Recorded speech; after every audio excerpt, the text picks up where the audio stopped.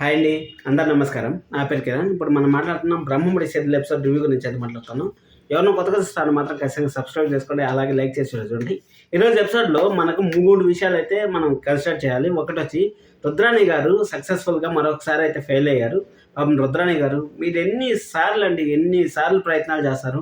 అన్ని సార్లు మీరు ప్రయత్నాలు చేసిన ప్రతి ఒక్కసారి మీరైతే దుగ్గరాల ఫ్యామిలీకి అయితే హెల్ప్ చేస్తూనే ఉంటారు.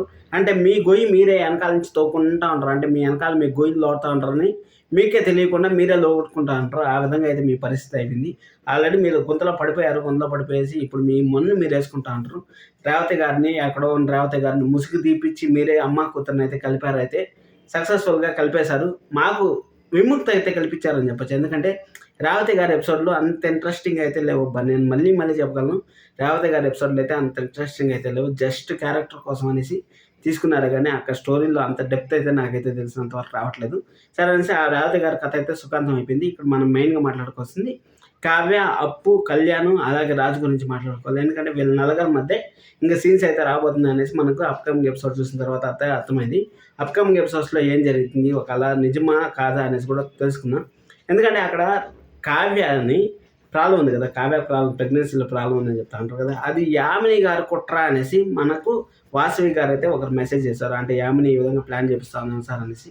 అయ్యుండొచ్చు, యామిని కూడా ప్లాన్ చేసే ఛాన్స్ అయితే వెరీ హైగా ఉంటుంది. ఎందుకంటే ఇక్కడ డాక్టరు రాత్రి 10 గంటలకు ఫోన్ చేయాల్సిన అవసరం లేదు కదా.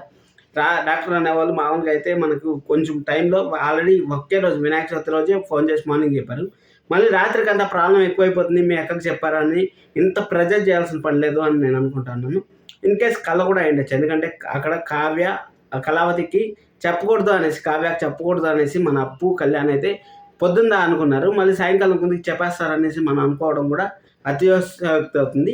అలాగే కావ్య అయితే అక్కడ నిజమైతే కావ్య కళ్ళు తిరిగి పడిపోయిన తర్వాత హాస్పిటల్కి అయితే వెళ్తుంది. హాస్పిటల్కి వెళ్ళిన తర్వాత అక్కడ దుగ్గరాల ఫ్యామిలీ వాళ్ళంతా ఏం డిసైడ్ చేస్తారు, కావ్య ఏం డిసైడ్ చేస్తుంది, కావ్య మాటకైతే దుగ్గరాల ఫ్యామిలీ వాళ్ళు మంచి స్కోప్ ఇస్తారు. కాబట్టి నాకు తెలిసినంత వరకు కావ్య నాకు ఎలాంటి ప్రాబ్లం అయినా పర్లేదు, నా బిడ్డను మాత్రం నేను రక్షించుకోవాలి అనేసి అనుకుంటుంది. అక్కడ రాజుకి కావ్యకి ఏమైనా మనస్పర్ధలు వస్తాయంటే కావ్య కావాలనుకుంటుంది, రాజు ఏమైనా బిడ్డను వద్దనుకుంటాడా ఏమనేసి మనం అప్‌కమింగ్ ఎపిసోడ్స్‌లో చూద్దాం. ఈరోజు ఏం మాట్లాడడానికి లేదు. రేవతి గారి ఎపిసోడే మొత్తం సరిపోయింది ఈరోజు ఎపిసోడ్ అయితే. అందుకోసం అనేసి అడ్జస్ట్ చేసుకోండి. రేపు నుంచి మంచి ఎపిసోడ్స్ అయితే వస్తుంటాయి.